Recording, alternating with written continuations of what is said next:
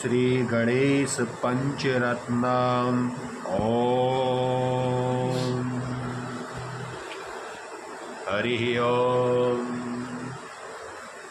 मोदकरति मोदकं सदा विमुक्तिसाधकं कराकराकराधरावतंसकं विलासलोलरञ्जकम् अनायकैकनायकं विनाशिते भदैत्यकं नताशुभाशुनाशकं नमामि तं विनायकं न ते तरातिभीकरं नवोदितर्तभास्वरं नमत्सुरारिनर्जनं नताधिकापदोद्वरं सुरेश्वरं दिनेश्वरं गजेश्वरं गणेश्वरं महेश्वरं तमाश्रये परात्परं निरन्तरं समस्तलोकशङ्करं निरस्तदैत्यकुञ्जरं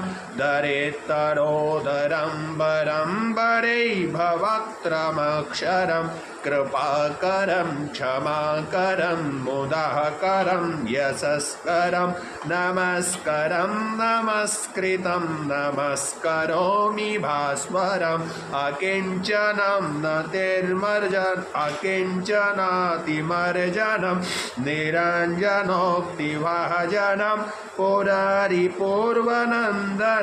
सुरारिगर्वचर्वणं प्रपञ्चनाशभीषणं धनञ्जयादिभूषणं कपोलदानवारणं भजे पुराणवारणं नितान्तकान्तिदन्तकान्तिमन्तकान्तिकात्मजं मचिन्तरूपमन्तहे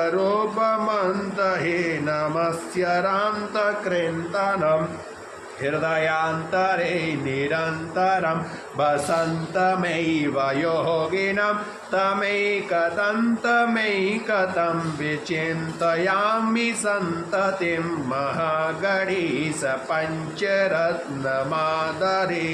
योऽन्वहं प्रगायते प्रभातके हृदयस्मरन् गणेश्वरम् आरोग्यतामदोषतां सुसहितिः आरोग्यतामदोषतां सुसहितां सुपुत्रतां समाहितायुदृष्टभूतिमध्युपेति सुचिन्तरात् श्रीमच्छङ्कराचार्यविरचितां श्रीगणेश पंचरत्न स्तोत्रम्।